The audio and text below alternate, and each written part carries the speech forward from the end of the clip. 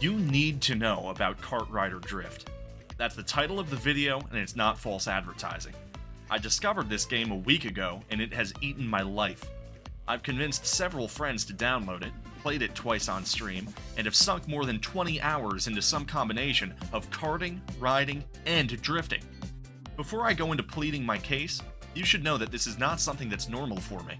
Typically, I spend my time either crying in the shower or playing the same handful of games that have been sitting in my library for a year or 10. For me to download a new game, actually launch it, and proceed to become completely enamored is unusual, to say the least. So, when it does happen, I feel it's for a pretty good reason. The first thing I'll say is this: it's free. Literally free. There is virtually no reason for you to not give this game a shot. I'll be honest with you, this is the reason I got it, and I probably wouldn't have bought it otherwise. Now, if you're anything like me, hearing that a game is free might raise some eyebrows. Free, I'll say? Nothing in life is free, so how is this game making its money? Is it harvesting my data? My organs, perhaps? Well, maybe, but I don't think so. When I installed the game, it did have me create a Nexon account, but all I did was type in my email, and I was even able to opt out of whatever newsletters or promotions they wanted to send me. Inside the game, I've been pleasantly surprised at how little they actually push their monetization. Essentially, there are microtransactions. There's something called K-coins that you can buy with real cash. You can also earn them in the Battle Pass, but you don't get a meaningful amount over the course of a full season, only about $1's worth from what I can tell. With these coins, you can buy exclusive emotes or costumes or carts. You can also purchase access to the Premium Battle Pass, which comes with weekly challenges and a whole bunch of rewards. What I really like about the daily and weekly challenges is that they're all just play this game mode 3 times, or play any game mode 7 times. It doesn't incentivize you to mess with others, it doesn't necessitate you to win. KartRider Drift is just happy you're playing, and wants you to have fun. It helps keep the game fun for me, whereas I got burned out sweating so much in games like Fall Guys. For full transparency, I actually did purchase the Premium Pass for $5, and I'm not regretting it. You even get a few hundred more K-coins at different levels, which I use to buy these cute emotes. I'm kind of obsessed with this character. No idea why. Much like the emotes, carts and characters are all purely aesthetic. Unlike some karting games, there are no individual stats, so you're free to choose whatever looks best. Now, if I didn't tell you that there were microtransactions in this game, you might never know. There are no pop-ups, no advertisements, no flashing lights. In fact, you can't even access the shop if you're in a party. Strange decision, by the way, I think. The game very unintrusively offers you the option of paying for aesthetic changes, and then allows you to focus purely on the game. With all of that out of the way, let's get to the game, which I'm sure all of you are wondering about. KartRider Drift is simply a good karting game. It comes with 2 modes, Item and Speed. Item is a very Mario Kart experience, with a handful of items to try and use to change the momentum of games. There are really only a few of these, but each one seems fairly impactful. Speed mode, on the other hand, is a more racing/drifting focused experience. Every moment you spend driving or drifting, you build up a meter which grants you access to a nitro boost once full.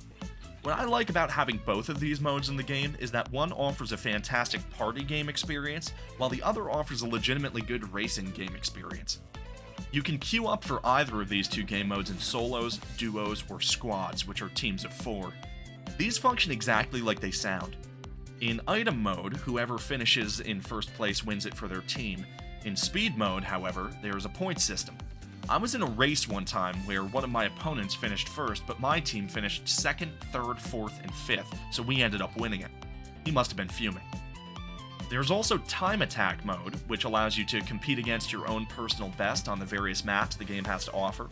Now, this is a part where I see a lot of confusion, by the way. The game has about 30 different maps to race on, graded in difficulty from 1 to 5 medals.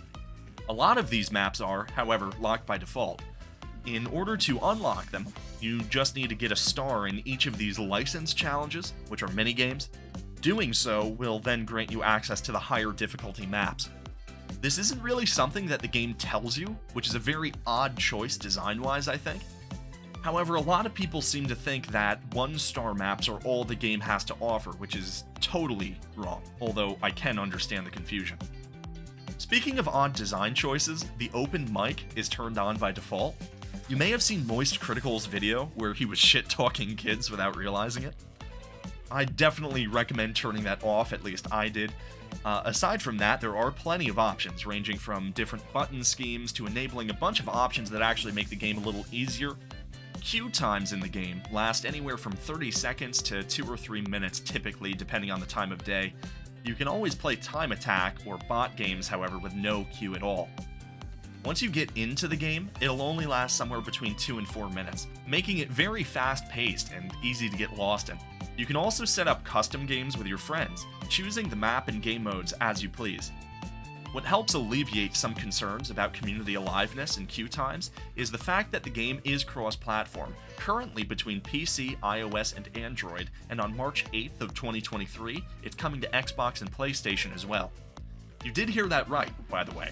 There is cross-platform play between PC, console, and even mobile players. Despite the fact that I've been playing regularly against mobile gamers from the Far East, there isn't a significant enough amount of lag to really complain about. Sometimes you'll see another racer going wonky all over the track. Sometimes the item boxes will linger a little longer than they should. Sometimes you'll get hit by something you don't think you should have gotten hit by. But considering the circumstances, I would say that the game runs pretty great, actually. That was one of the first things I noticed, in fact. I downloaded KartRider Drift expecting a sort of cheap Mario Kart clone, and what I got was a very well-polished experience that looked good, ran good, and sounded great. Like, seriously, this soundtrack goes hard. But ultimately, none of those things would matter if the game didn't play good, and I am very happy to tell you it does. Listen, KartRider Drift might not be winning any awards. It might not be Game of the Year, it might not dethrone Mario Kart as the definitive example of the genre anytime soon, but it is a charming, polished, truly free-to-play alternative for those of us who haven't donated our blood to Nintendo, and I think that you're sorely missing out if you don't give it a try. This isn't a review, okay? It's propaganda. So download it and race me, bitch.